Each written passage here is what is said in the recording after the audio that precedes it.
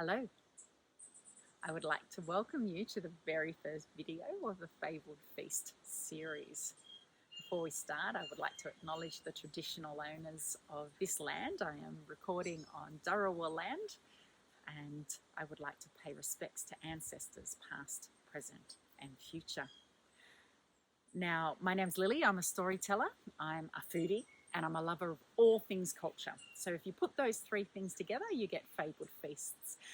While we can't do this event live anymore, we can try and simulate it via YouTube. So our very first culture today that we will focus on is the culture of China in Australia. There is a long intertwined history between China and Australia of Chinese visiting the mainland and influencing and sharing culture with Aboriginal people, and then in the more recent times of sharing culture and impacting culture amongst the new settlers and the new Australia that we have now. So in the spirit of what Fabled Feast was going to be, I would like to encourage you to either cook your favourite Chinese recipe and share that together while you listen to these stories and watch these interviews, or go and purchase some of your favourite local Chinese food as takeaway and support those businesses as they try to survive through this time. I live in northern Illawarra and I have a favourite Chinese restaurant based in Helensburgh, which is Cam Tim. Definitely check them out if you can. When I'm in Wollongong, my favourite Chinese restaurant is Ziggy's House of Noms, which is run by two beautiful people who are in business and life together, Steen and Kevin. And I had a wonderful conversation with Kevin, and we talked about stories that stay with him despite now living in Australia, and that had a massive influence on him as he was growing up. And he told me of a story called The Butterfly Lovers. I had never heard this story before, and it is sensational. The Chinese title of the story, The Butterfly Lovers, is Liang Chu, which is the two surnames put together of the two main characters. It is an epic tale about a defiant, strong-willed woman whose family supports her to go against culture and go and study in the city, and she falls in love with one of her roommates and they develop a beautiful friendship. It's an incredible epic that looks into honor and expectation and love and friendship and duty and respectful behavior and spiritual selves as well, and the essence of all forms of love. And it honors that. It's an incredible story. And the more I research this story, the more I realize that I really can't tell it with any form of respect to the cultural significance. This story in the 1920s was voted as one of the four dominant stories, cultural value stories within China. And it's been listed with UNESCO under intangible inheritance as well. So there's no way I can tell this story. I do advise you to go and research and look it up, though. It is incredible. There are operas written about it. There is music. There's video stories, books. The characters have their own life. There is a park in China that sets out each of the elements of this story as well. So it is definitely something to go and look into. What I can do is tell you my favorite Chinese story.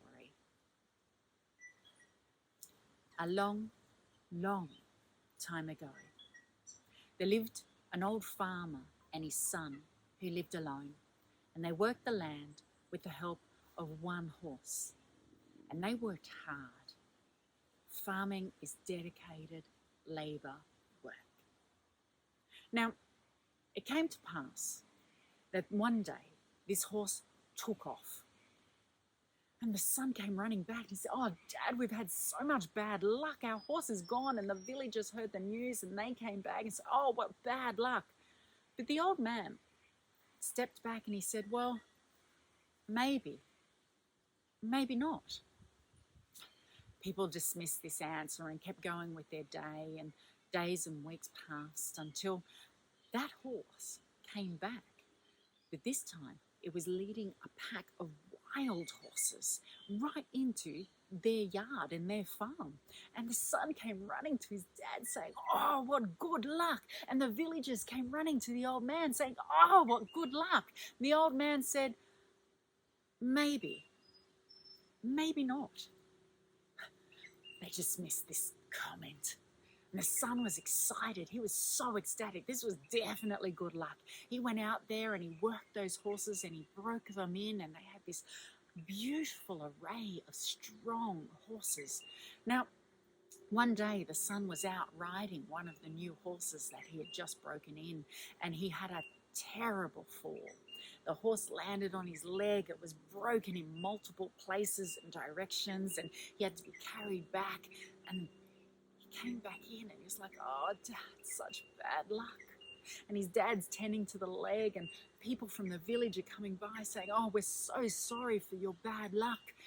And the old man said, "Well, maybe, maybe not." Now, this really frustrated the son. This was definitely bad luck, and his father must have been going crazy. But you know, after a few months, soldiers came recruiting for the National Guard, and they took every able-bodied young man in that village. And they did not take the son, for he was still lame and recovering with his leg. And the son looked up at his dad, and the villagers came by and said, "Oh, what good luck." And the old man said, "Maybe, maybe not." And that's a story that could keep going and going, and you are welcome to put your ending into it. I think it's a story for these times where we have events come to pass, and it's us that put the meaning of luck or not good luck. There are many stories that connect us, and here is another story connection. This time we are going to feature an ingredient that is popular in Asia, and it's a fabulous ingredient. It's called the Blue Pea Flower. Now, the trick about this blue pea flower is that it is colour changing. At Ziggy's House of Noms, Steen creates beautiful teas from a multiple of ingredients. So I'm going to pass over now to Steen, who will tell us one of his favourite stories while brewing a cup of tea. Hi, my name is Steen. I run Ziggy's House of Noms, or Ziggy's Xanadu, and we brewed a tea a couple of years ago called Blue Caterpillar in honour of the blue caterpillar from Alice in Wonderland. The reason we chose Blue Caterpillar for this story is because the Alice stories are incredibly important to me. In the Alice stories, they show a notion of change and transformation.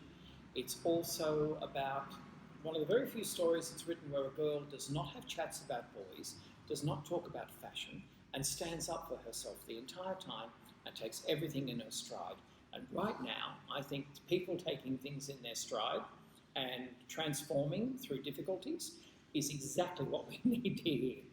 So we chose this, and we chose the section of Alice, of the Blue Caterpillar, or Advice from a Caterpillar, as a bit of a demonstration, because the tea itself is called Blue Caterpillar. We're the only people who have this actual blend. We import the ingredients ourselves from Thailand, and it's a fairly magical tea, as you'll see. We also have a tiny little bit of bitter lemon juice, and the old idea that if life gives you lemons, make lemonade, well, you can do other things with it.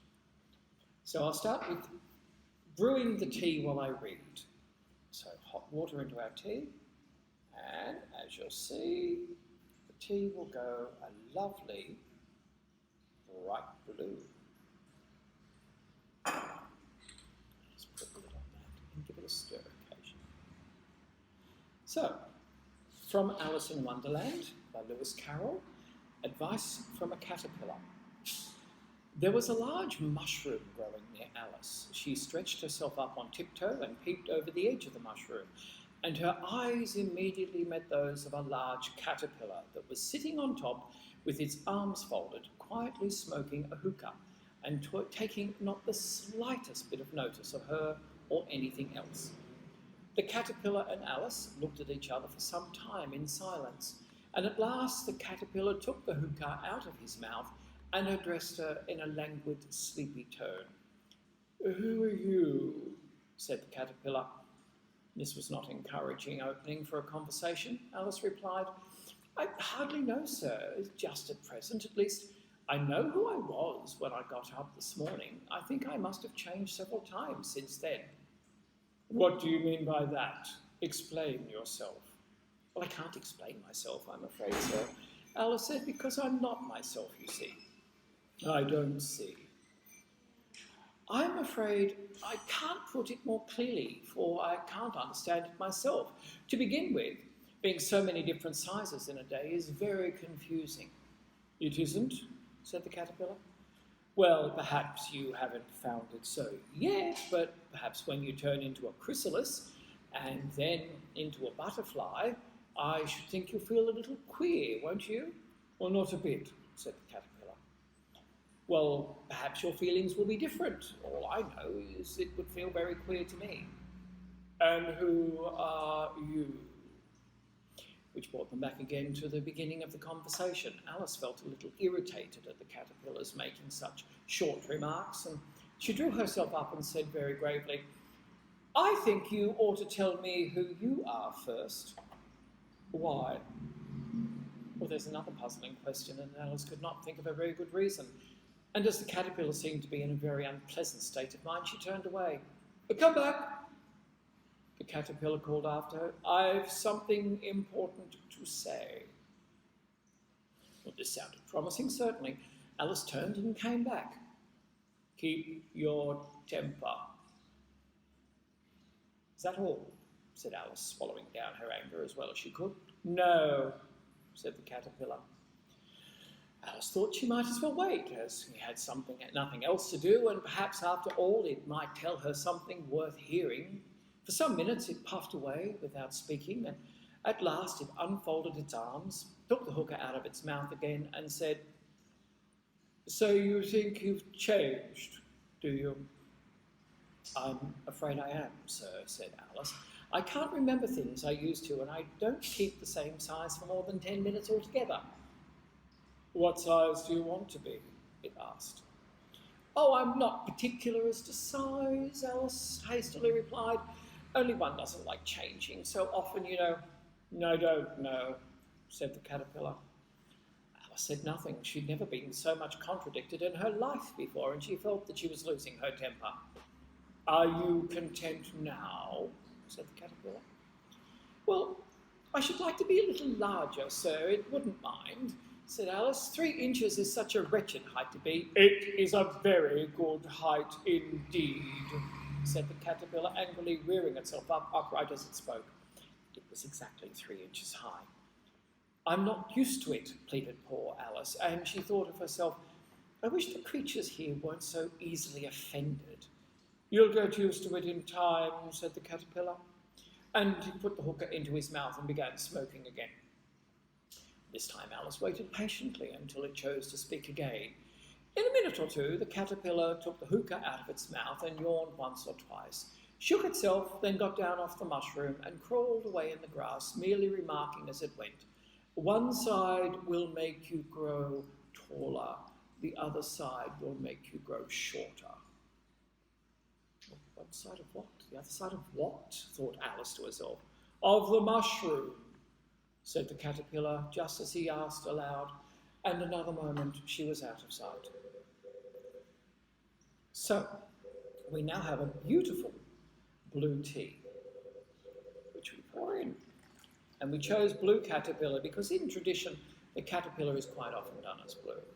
But if you add the lemon juice or the bitterness of life to the blue and give it a quick stir, it will transform into a beautiful purple butterfly.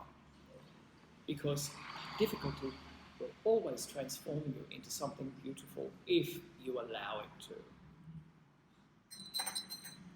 And it tastes wonderful. Quite my favourite tea. Now I can attest to how delicious that cup of tea was. The blue pea flower is used in Malay cooking for the colour changing aspect. It's used in Thailand in the modern day as a blue drink served with pandan juice as well, which I want to go there one day and taste. It's cooked in Myanmar as a flour in batter and fried up and served, and it can be used as a decoration flower on salads as well. I did a little bit of research, and it turns out that the blue pea flower will grow in most parts of Australia.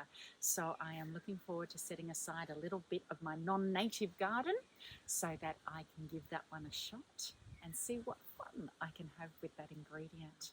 The third and final part of this series is to introduce you to my Auntie Sally. She's my auntie through marriage. She is my father-in-law's youngest sister. Yes, my parents came from Guangdong. They were sponsored by a family in Chumut, and I was born there. Then they came to Sydney, and my father, he previously had a shop in Campbell Street, which was Chinatown in those days. What year is that? That is the 1940s. Okay. Then he spied this wonderful location in 651 George Street, which was opposite Campbell Street. So he bought that shop, and the rest is history regarding the Modern China Cafe. Now, Dad and Norman were the first family, the Pang family, to have a beautiful Chinese frontage, as you will see. All the other cafes in Sydney and in the country were fronted, very plain fronted. But they had the foresight to have these beautiful ornaments imported from China and did a beautiful glass front. My history comes from knowing it in my teenage years with my sisters, going in there and doing the waitressing. There were no frozen foods in those days. The Chinatown to get the produce was behind George Street, and there were huge produce stores. So we would peel carrots and potatoes, peel the prawns. No dishwashing machine, but we enjoyed it. That was our way of life. So do you mean like as teenagers you were going in there after school, or that was your full time? That's what you did all day, every day? No, good question. That was after school and in the weekends. Yeah. Which we didn't mind. That was just traditional. You helped the family, you helped them, because they were working hard for our education, for our lifestyle. You're the youngest of the three I'm the sisters, youngest, aren't you? yes. Yeah. The difference, the Modern China Cafe, do you know how it got its name and why they even thought to have that big decorative front? Where did that come from? I think it happened because it was a modern aspect of a normal cafe, and all the ornaments was due to Dad's foresight in importing all these ornaments. As there was a white Australian policy and you had to have a business. So the business he started up was an importing, exporting business, and it was to import these beautiful ornaments, Chinese tea, Chinese ginger. That's how it started up. So the White Australia policy was like through to 72, I think, or 71, maybe even a bit later. So did he keep up that, did he need to have that import business going that whole time? He did, yes. So the cafe in its own right and the import business worked together, did they? Yes.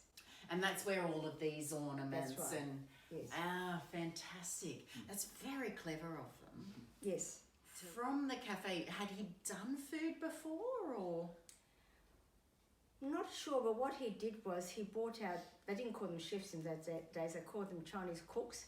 So he bought them in from China. Okay.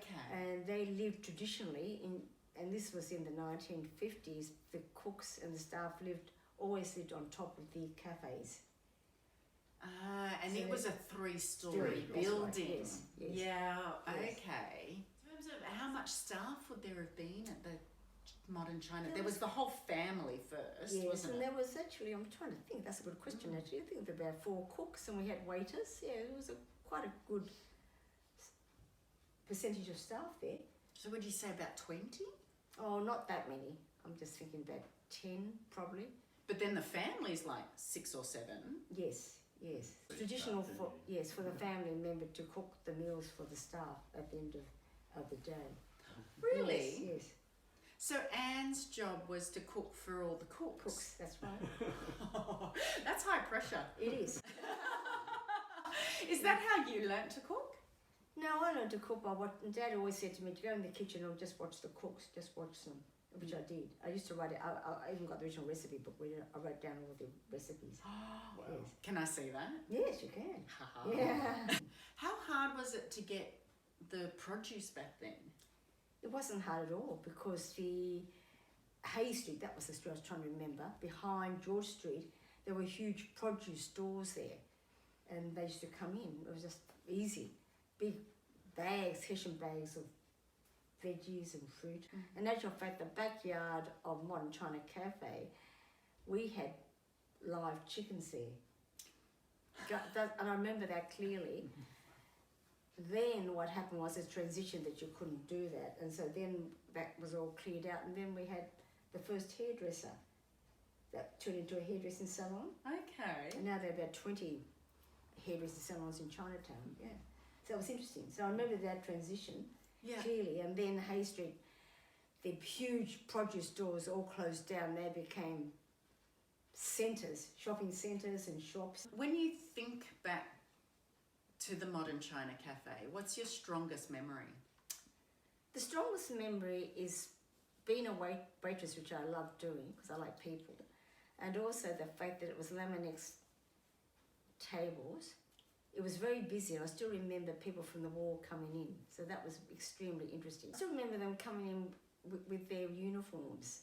So they must have come off the ship, sailors and people off duty. Yeah. And what was the main food that you were serving? Can you remember? Chop suey, fried rice, sweet and sour pork. They were the favourites. Yeah.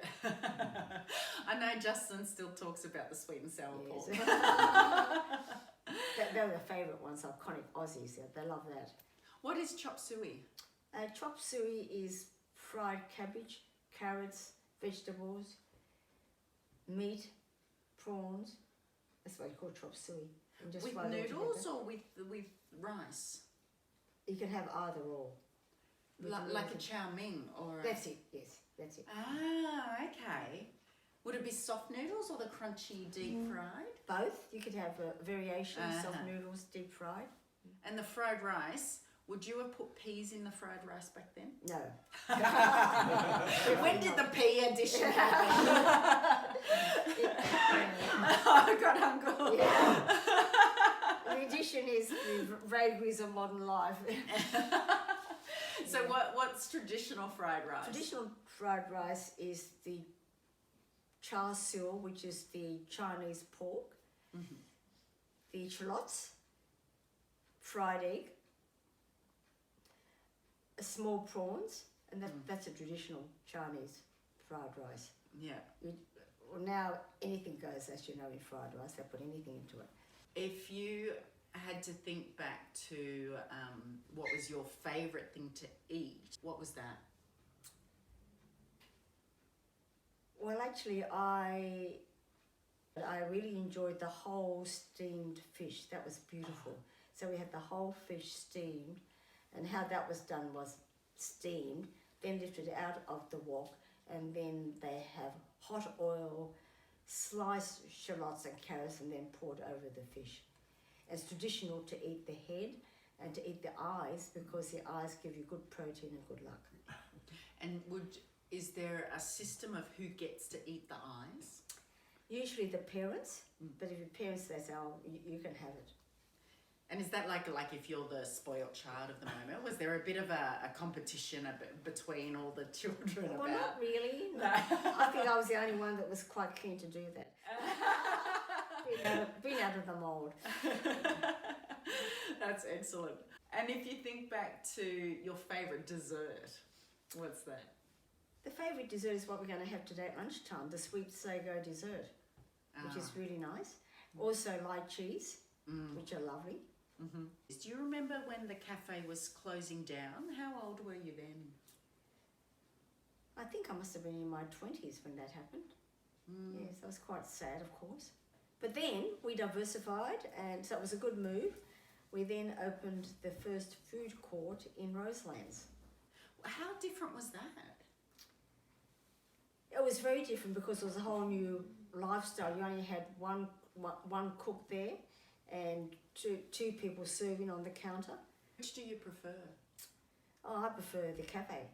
So, more the lifestyle, the more how we learned from the cooks and the process. Yeah. Yeah. Yeah. Wow.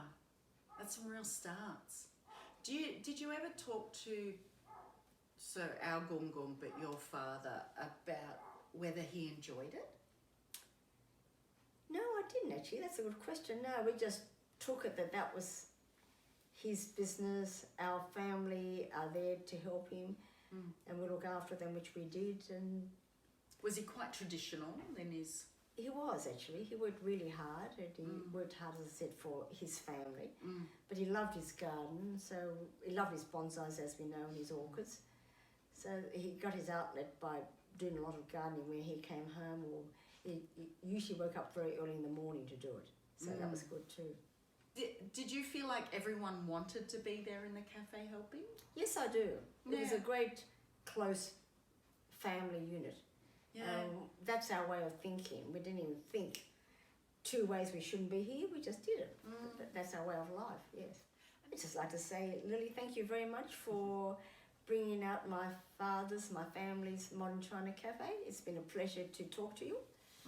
And it's a pleasure to have you at our home and having a traditional Chinese lunch.